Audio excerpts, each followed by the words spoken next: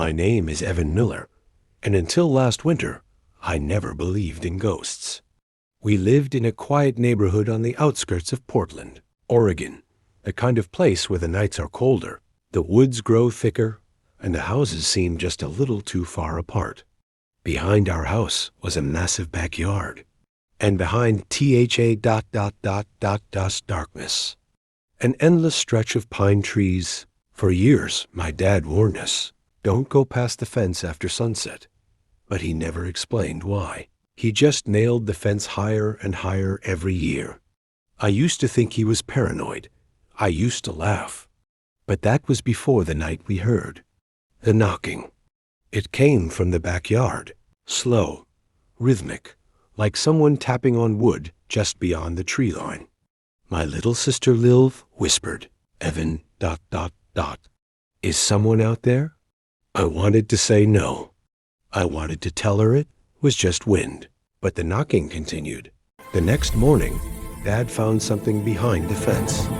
A trail of footprint, bare feet, small, as if from a child, except they were deep, sunk inches into the frozen ground.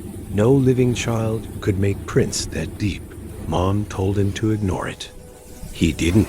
That evening, Dad placed a large floodlight facing the woods. But that night, something new happened. At 2:14 a.m., the floodlight flickered on by itself. I woke up to the sound of the backyard gate creaking open. Cree-ee.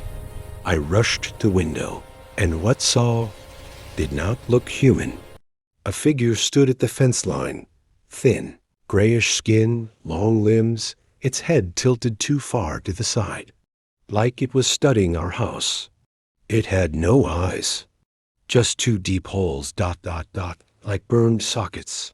And then it smiled, a long, impossible smile, the kind that stretched all the way to its jawline. I stepped back from the window in shock. The floodlight went out. The backyard went completely dark. On the final night, the entire house shook. Thud, thud, thud. Something massive was moving through the backyard. Glass exploded across the lawn. The backyard gate snapped open on its own. And then we heard voices, hundreds of voices, whispering in unison. You should have stayed away from the backyard. The trees bent backward as if something enormous was pushing through the woods. Crypt. A shape emerged, a towering figure made entirely of shadows, with dozens of small heads attached to its torso, the same childlike heads we'd heard whispering. They turned toward us and screamed silently. The ground split, wind roared. Mom grabbed Lily. Dad pulled me toward the front door, but the backyard ... pulled us, like invisible hands grabbing our ankles. I looked back one last time.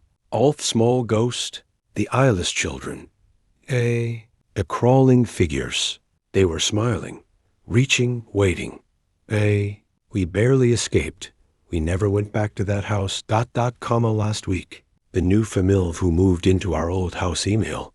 Dad said, your security cameras are still recording. Why is there a child standing in our backyard every night? Dad looked at me in silence. Because now we know the truth. The backyard never wanted us to leave. It wanted us to come back.